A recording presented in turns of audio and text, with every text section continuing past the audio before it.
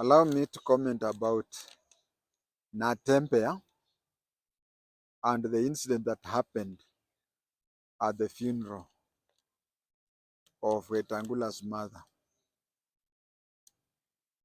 It was very much unfortunate, and I would even say it is much unfortunate, especially on Natembea, more than anybody else.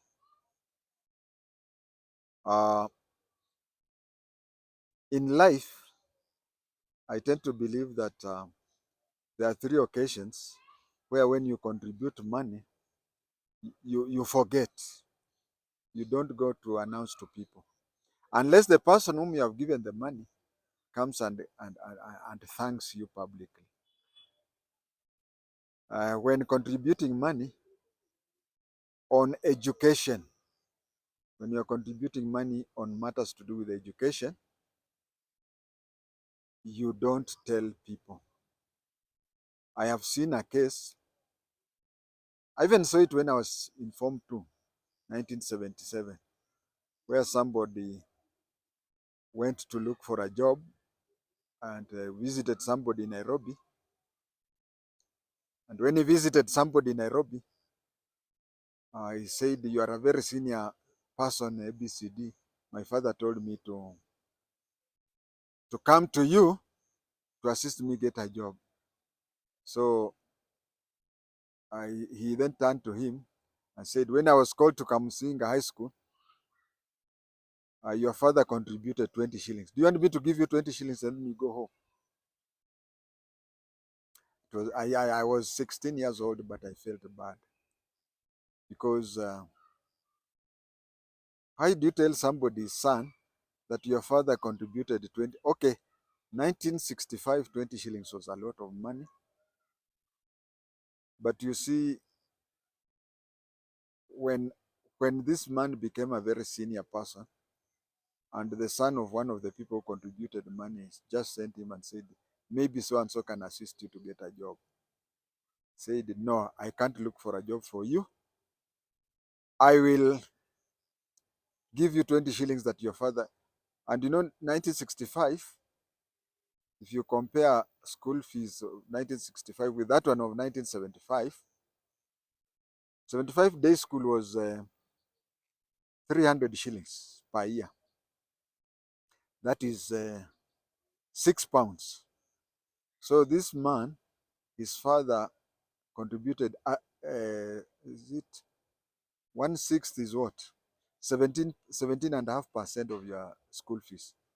And even if it is that way, 20 shillings in 1976 is not equivalent to 20 shillings in 1965. So matters to do with fees, you forget it. Once you contribute, you forget it. Another issue that people don't talk about is medical. If someone has a medical problem, uh, you contribute, you're supposed to forget. Now, in this case, I also have a case when I went, there was Jalango TV that showed me that I needed to go for an eye operation. I went for an eye operation at City Hospital, next opposite traffic. And then somebody, Aluo, started giving me instructions on what to upload and what not to upload.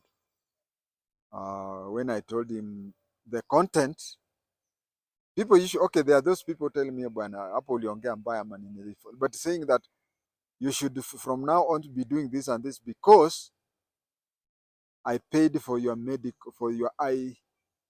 And just to show him that the money he sent all went for my eye operation, I sent the pictures of the receipts to him. And then he uploaded it on social media. So you see, I paid for your eye operation. So anything, I said education, you forget there and then. Medical, you forget there and then. And lastly, funeral. Uh, I don't remember when I last contributed money for wedding. Wedding is a luxury because wedding, you only need around 5 people.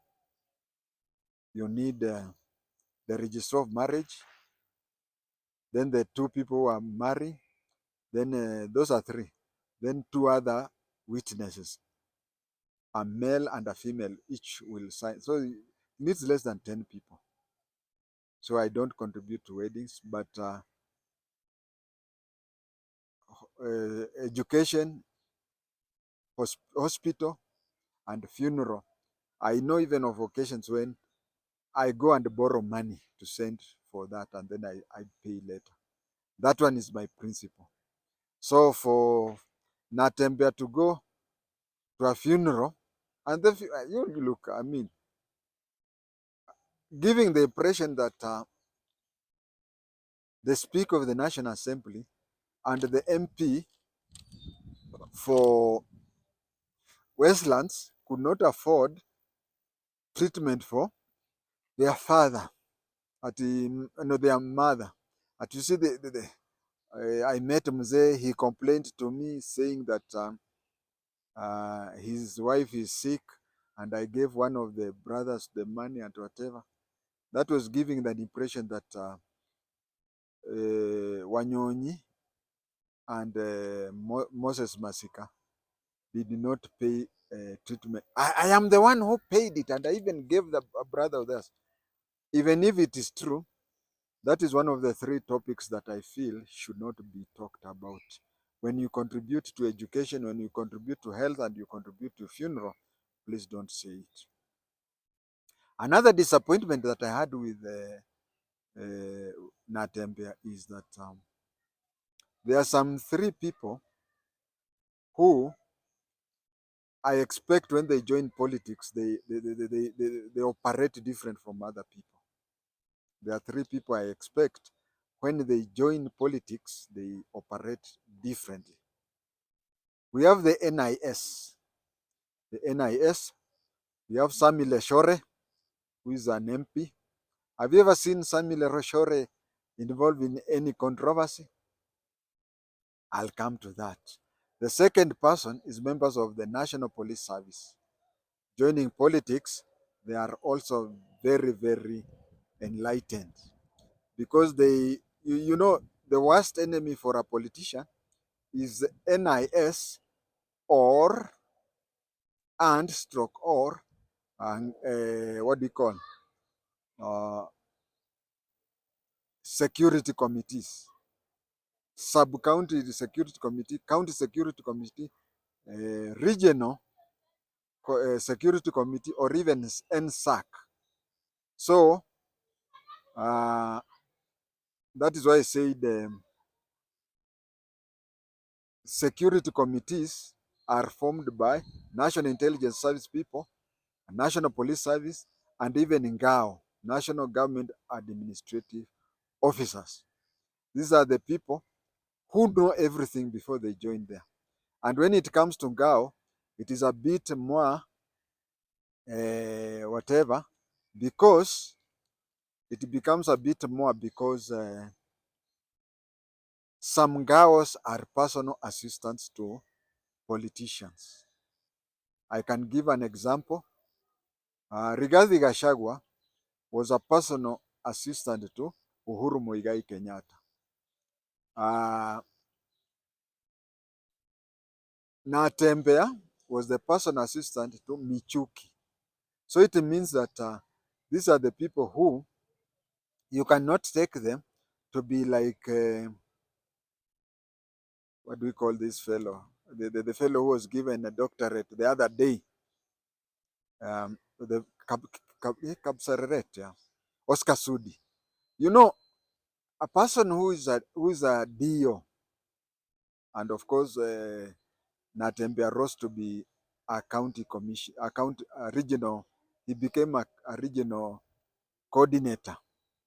A DO who is a PA to a politician knows about public meetings, knows what to be spoken there and whatever.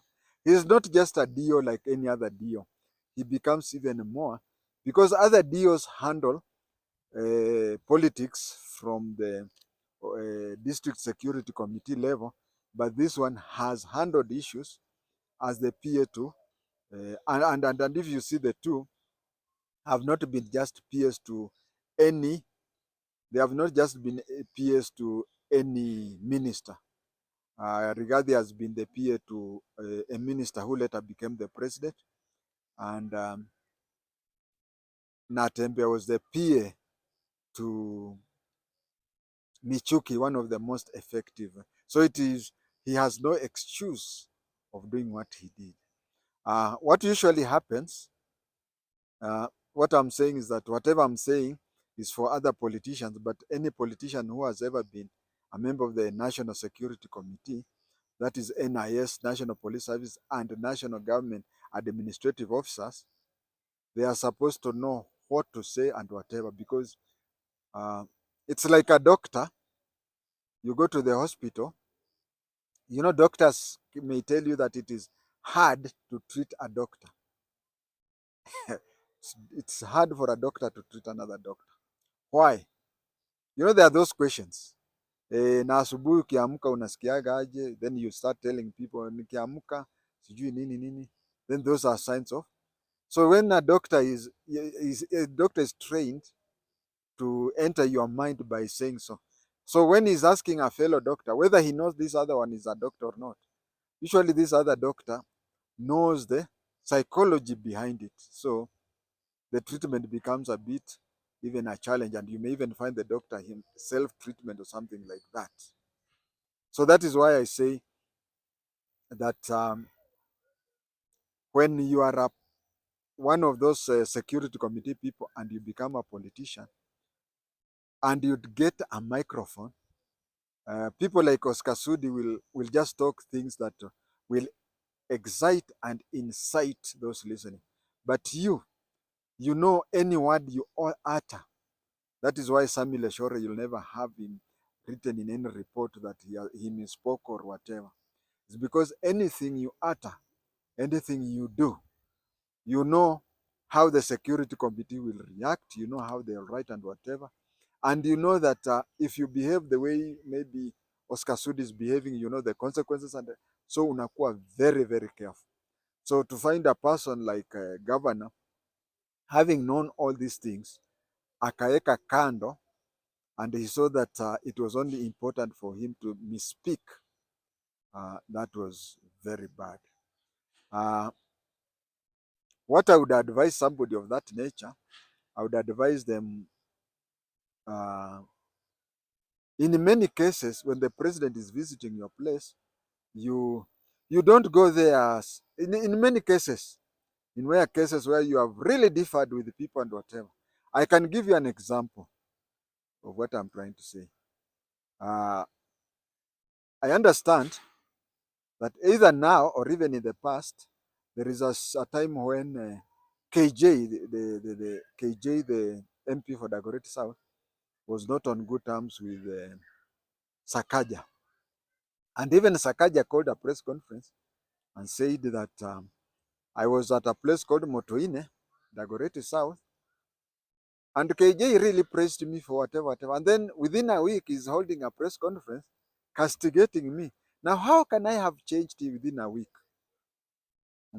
Let me say that I understand what KJ did and I approve, because when Sakaja came to open some development in your constituency, you don't say, I start attacking him or whatever. You have to praise them. There's a way you treat guests in your place. So I assume and believe that KJ played it by the books. Whatever Sakaja was doing, even though that was on a local, what do you call, county government level, but it was advantageous. It was advantageous to his constituency.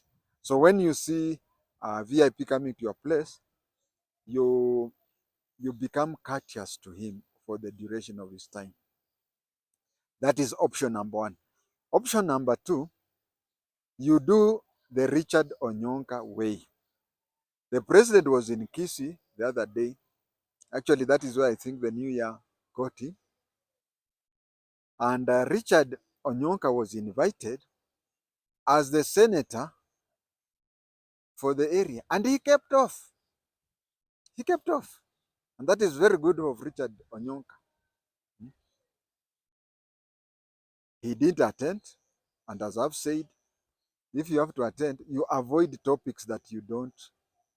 Kuna vitu zingine, maybe you are very much vocal on SHA, or you're very much vocal on university funding. You talk about other things and you don't comment on those topics that you don't agree. So that akiondoka, he has not even entered the other jurisdiction, you start attacking him. That is what happens, and I think that is courteous. I have done VIP protection and whatever. And there is usually tension if in a public meeting you talk something that maybe that is what Natembea wanted. He wanted commotion so that he then can say that he was being attacked for telling the president the truth. The other option, that is option number one, you do the Onyonka way, you keep away. You can do the option number two, Mother Karua way.